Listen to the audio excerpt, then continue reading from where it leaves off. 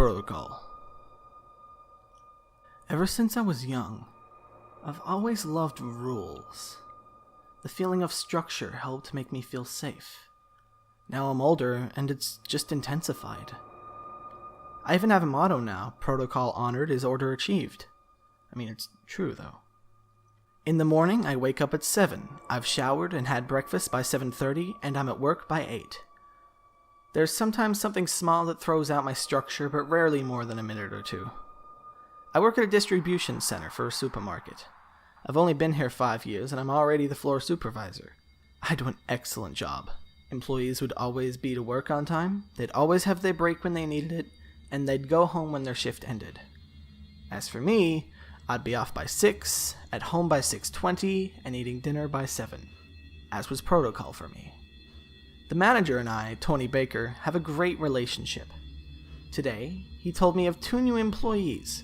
I loved getting new employees. Getting to show them around, give them a safety lectures, taking their unaware state, and installing order. And you know my motto, what's not to love? The 2 employees, Jacob Reese and Dean Baker. Dean was the son of the manager, only just old enough to work in a place like this. Give him a chance, I was told. He's an excellent kid. He never had to reassure me of any of the other employees he's hired. This could be bad. Jacob Reese, OCD neat freak, currently studying law, dreams of becoming a prosecutor. He's well-mannered and presented himself in a tidy fashion. Dean Baker, however, greeted me with an informal sup. His shirt needed a wash, which gave consistency to the rest of his appearance and personality. I wanted to question Tony Baker's decision, but doing so was against protocol. Staff decisions are his alone. The other employees took to Jacob easily. He was nice, efficient, and he followed protocol. Dean, they didn't like as much, but he didn't care. In his first week here, I caught Dean texting someone while operating a forklift. He was leaning on the side rails the way a gangster leaned on a car window. This was brought to my attention by an employee, and I spent half an hour going over safety protocols with him. Again. This was just the first incident. After a few reports of negligent or messy behavior, I had to start reassuring myself that he would eventually follow protocol, despite the results proving the exact opposite. Remain calm, it's okay. Protocol honored, his order achieved. The next week, when the 2 passed their training, despite what I had to say, Dean decided to celebrate by lighting a smoke downstairs while sitting in my workspace. I had to reteach him the no smoking in the workplace segment of the protocols. He was texting several times during this, pretending like he was listening. Incident after incident, Dean was beginning to cause stress to me and the other employees. I had to talk to Tony. He asked me to be more lenient with him. I know how you and the boys are with protocols, but go easy on him, alright? Oh, how I wanted to scream at him in response. Oh, because his father made him a shallow brat? Of course, I simply grunt and nod and go back to my job. I woke up this morning at 7. I didn't want to go to work because I'd be forced to deal with him. I finished my shower by 7:40 and began making breakfast. I arrived at work at 8:30.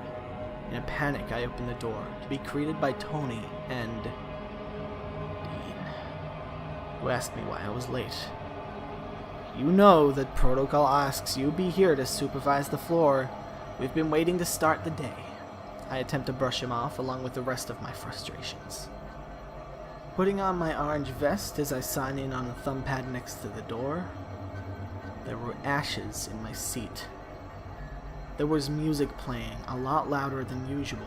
Over the blur of the background noises and my own frustration, I hear a very distinct voice. Dean. It was Dean. He's breaking protocol! He's breaking protocol, and it's affecting all of us! I can't fire him, and Tony won't fire his own flesh and blood. Doesn't he know how many accidents happen at this very center because people don't follow protocol? Because of the late start for everyone tonight, I'm asked to stay back. I do, as do a lot of the other employees. We were hammered today, and I've made sure we're all doing our jobs properly and safely. Protocol honored is order achieved. This, however, kept us behind schedule. 7:30 comes, and a lot of the employees are still around, more frustrated than usual. Dean, in his generosity, decided to bless us all by using the PA to share his soulful rendition of What Does the Fox Say? The PA is reserved for light music and emergencies only. That's protocol! Upstairs, in his father's office, he greets me with a smug smile and leans back in his father's chair.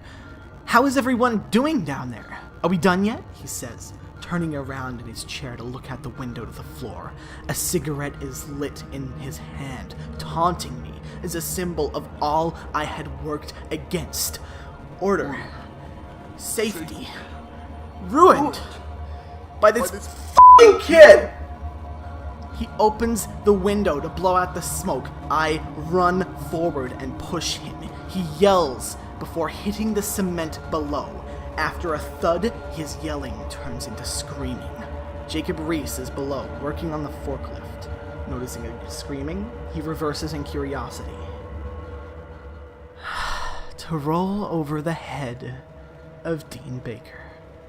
After a thick, gooey splat and a little bit of a crack, the screaming stopped.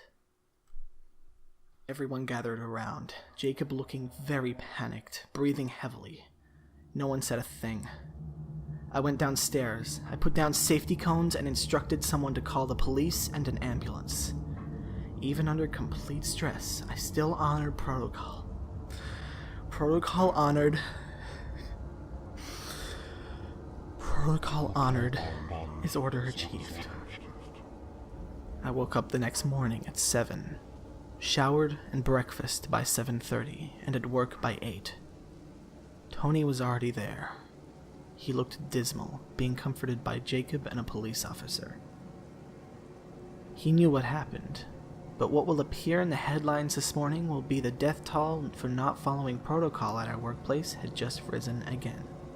After all, that is what happened. The two change their stance as I show up.